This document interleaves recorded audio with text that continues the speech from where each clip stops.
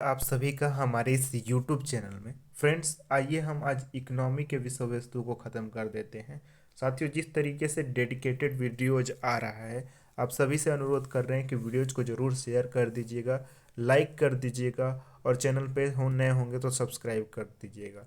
अगर भाई को आप सभी सपोर्ट करना चाहते हैं तो हमारा मेंबरशिप प्लान आप खरीद सकते हैं। ये आप सभी के लिए कंपलसरी नहीं है। अगर आप मुझे सपोर्ट करना चाहते हो, आप कंटेंट मेरा अच्छा लग रहा हो, तो आप मुझे सपोर्ट कर सकते हैं। मात्र 29 का ये प्लान है। अगर आपको अच्छा लगे तो वही साथियों, आपको जोर ज़बरदस्ती नहीं है।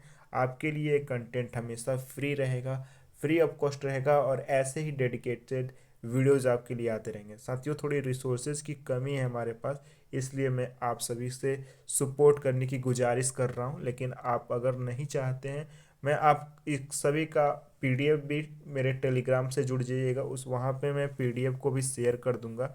तो ये आपके लिए मोस्ट इम्पॉर्टेंट बात होने वाला है। स्टार्ट करते हैं, बिना समय गंवाए स्टार्ट करते हैं साथियों।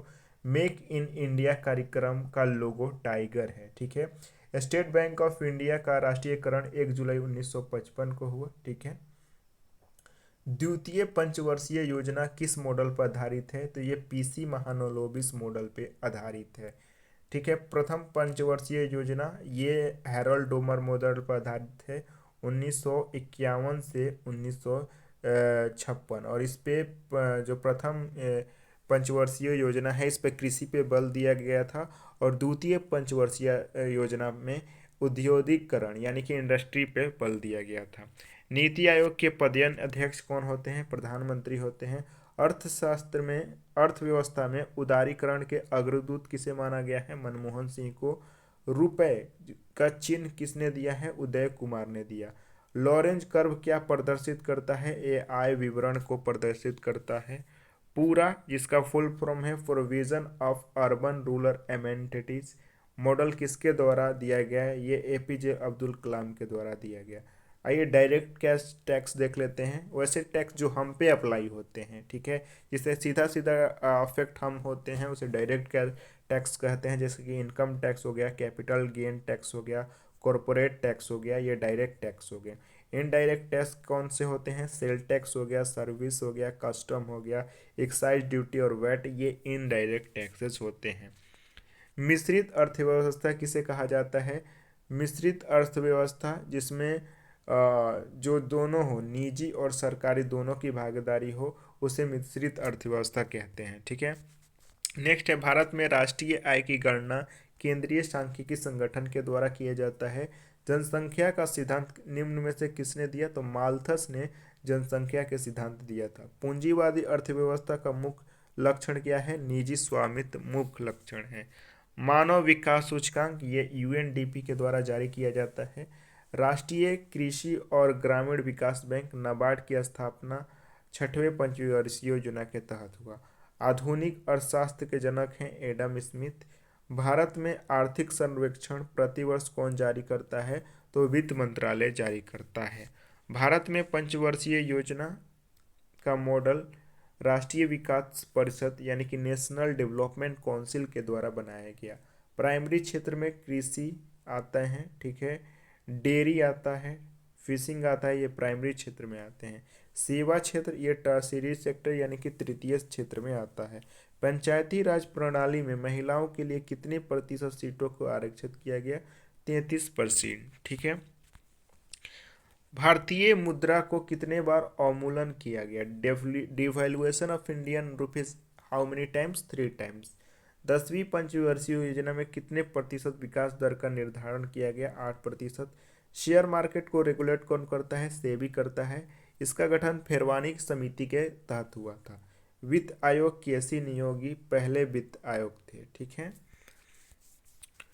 15वें वित्त आयोग एन के सिंह हैं। जन धन योजना 28 अगस्त 2014 को ये लागू होता है। तेंदुलकर समिति, रंगराजन समिति, दांडेडकर समिति, इन सभी का संबंध गरीबी से है। नरसिम्हन समिति का संबंध बैंकिंग से है, ठीक है। चिलैया समिति का संबंध कर सुधार से है। फेरा, जिसका फुल फॉर्म होता है फॉरेन एक्सचेंज रेगुलेशन एक्ट, ये 1974 में इसका गठन किया गया। उसके बाद आता है FEMA, foreign exchange management act, इसका गठन 1999 में होता है। राष्ट्रीय ग्रामीण रोजगार अधिनियम किस वर्ष से संबंधित है? 2005। ये नरेगा जो है वो आपका एक्ट आता है 2015 में, और इसे इम्प्लीमेंट किया गया था 2 फरवरी 2006 को। मनरेगा एक्ट 2 अक्टूबर 2009 को। पीएम किसान योजना 24 फरवरी 2019 को। वर्ल्ड डेवलपमेंट रिपोर्ट विश्व बैंक के द्वारा जारी किया जाता है। समुद्री संसाधनों को ब्लू इकोनॉमी कहा जाता है, ब्लू इकोनॉमी। जीएसटी काउंसिल की अध्यक्षता वित्त मंत्री करते हैं। एशिया के सबसे पुराने stock exchange Mumbai stock exchange का स्थापना 1875 में होता है। नीति आयोग के पहले उपाध्यक्ष थे अरविंद पनगड़िया। नेक्स्ट है 1949 को आरबीआई, जो कि पहले बैंक बनी जिसका राष्ट्रीयकरण हुआ है। 1969 को 14 बैंकों की राष्ट्रीयकरण होता है। गरीबी के दुष्चक्र, ये नियम नरकसे ने दिया था। Property and un British rule दादा भाई नौरोजी के द्वारा दिया गया। रेल बजट को आम बजट की किसके सिफारिश पर विलय किया गया? 2017 विवेक देवराय समिति के तहत। रेल बजट को आम बजट से एक वर्ष समिति के तहत अलग किया गया। 1 अक्टूबर 2014 को सांसद आदर्श ग्राम योजना की शुरुआत किया गया। भारत का पहला स्मार्ट सिटी ये भुवनेश्वर को बनाया गया है। पूंजीवादी अर्थव्यवस्था में सरकार की हस्तक्षेप की नीति होती है। वित्तीय बाजार तथा पूंजी बाजार में कौन सी संस्था विनियमित करता है? आरबीआई के द्वारा। छिपी हुई बेरोजगारी कहाँ देखी जाती है? कृषि में। बुल होगा, बुल और बियर ये शेयर मार्केट से संबंधित हैं। सेंसेक्स होगा, सेंसेक्स ये का सूचक गिरावट होता है। मानव विकास सूचकांक का सूचक क्या है? तो मानव विकास सूचकांक के 3 सूचक होते हैं, जीवन प्रत्याशा, प्रति व्यक्ति आय और साक्षरता। भारत में पहली बार औद्योगिक नीति 1948 में लागू किया गया। पूंजीवादी अर्थव्यवस्था ये अमेरिका में चलता है, पूंजीवादी अर्थव्यवस्था। सामाजिक अर्थव्यवस्था रूस में चलता है, और भारत में मिश्रित अर्थव्यवस्था है, मिक्स्ड इकोनॉमी है। यहाँ पे पूंजीवादी भी है और समाजवादी भी है। ठीक है। आरबीआई की स्थापना यंग हिल्टन आयोग के तहत हुआ। मौद्रिक नीति समिति में 6 सदस्य होते हैं, 3 सरकार के तरफ से और 3 गवर्नमेंट काउंसिल, और इसके अध्यक्ष होते हैं आरबीआई के गवर्नर।